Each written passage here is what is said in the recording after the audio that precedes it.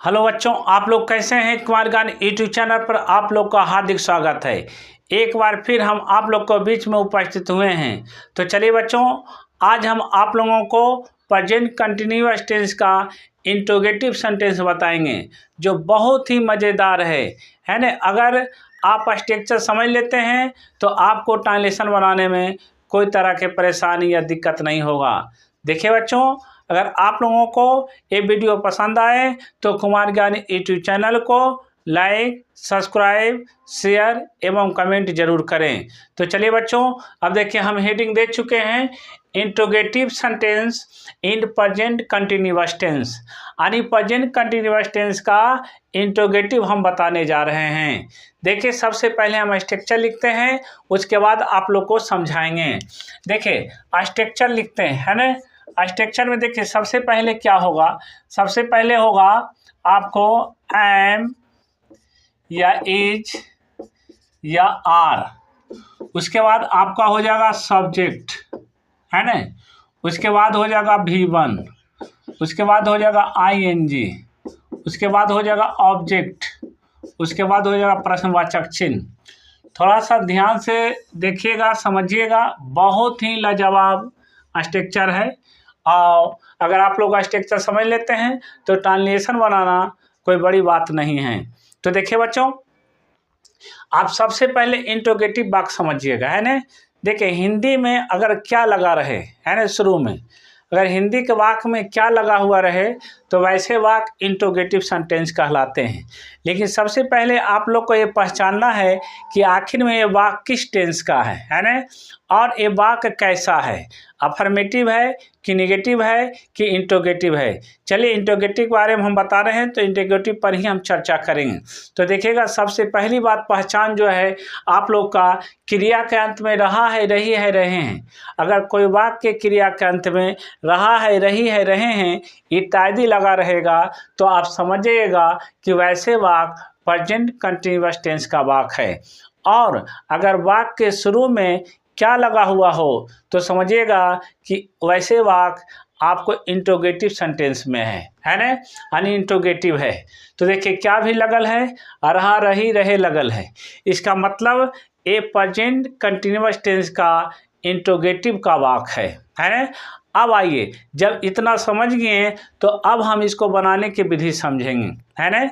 देखिए अगर interrogative sentence का ट्रांसलेशन बनाना है, यानी इंग्लिश में अनुवाद करना है, तो सबसे पहले आप लोगों को सब्जेक्ट के अनुसार इज एम आर लगाना है ना।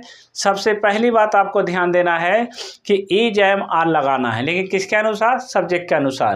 यानी सबसे पहले हम इज एम आर का प्रयोग करेंगे, उसके बाद हम सब्जेक्ट का प्रयोग करेंगे, उसके बाद हम V1 का प्रयोग करेंगे, उसके बाद उसमें ING लगा दें, उसके बाद हम ऑब्जेक्ट का प्रयोग करेंगे और सबसे अंत में प्रश्नवाचक चिन्ह लगा देंगे, है ना।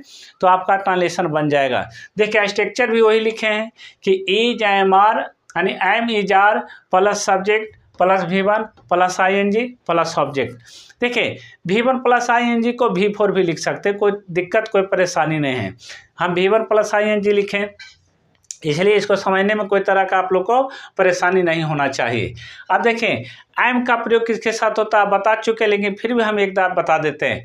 आई के साथ am, he she it one name या कोई सिंगुलर सब्जेक्ट रहेगा तो उसके साथ is, you we they two name या कोई प्लूरल सब्जेक्ट रहेगा तो उसके साथ आर का प्रयोग कीजिएगा।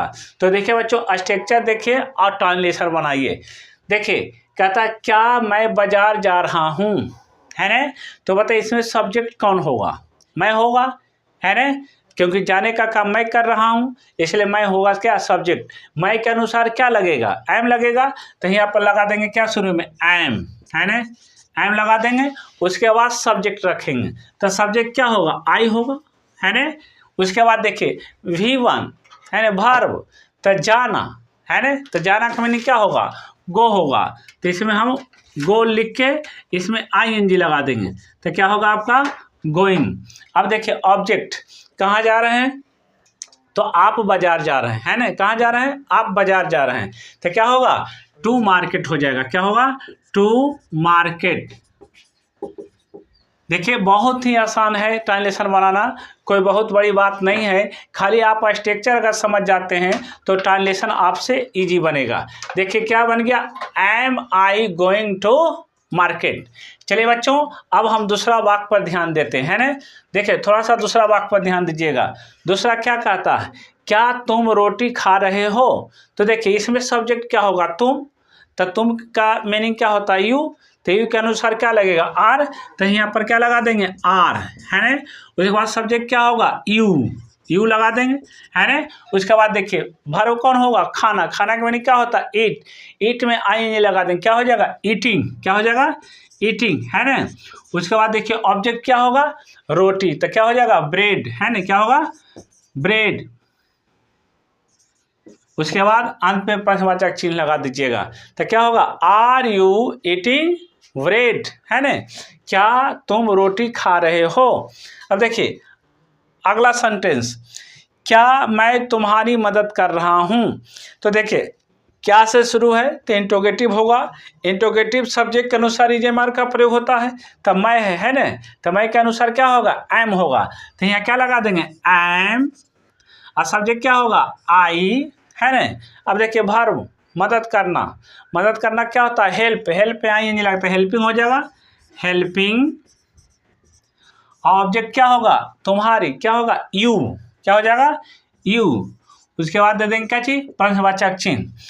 देखिए बच्चों आपका ट्रांसलेशन बन के तैयार हो गया, एम आई हेल्पिंग यू। देखिए बच्चों अगर आप लोग को ये वीडियो पसंद आए तो कुमार ज्ञान यूट्यूब चैनल को लाइक, सब्सक्राइब एवं शेयर जरूर करें। जय हिंद, जय भारत।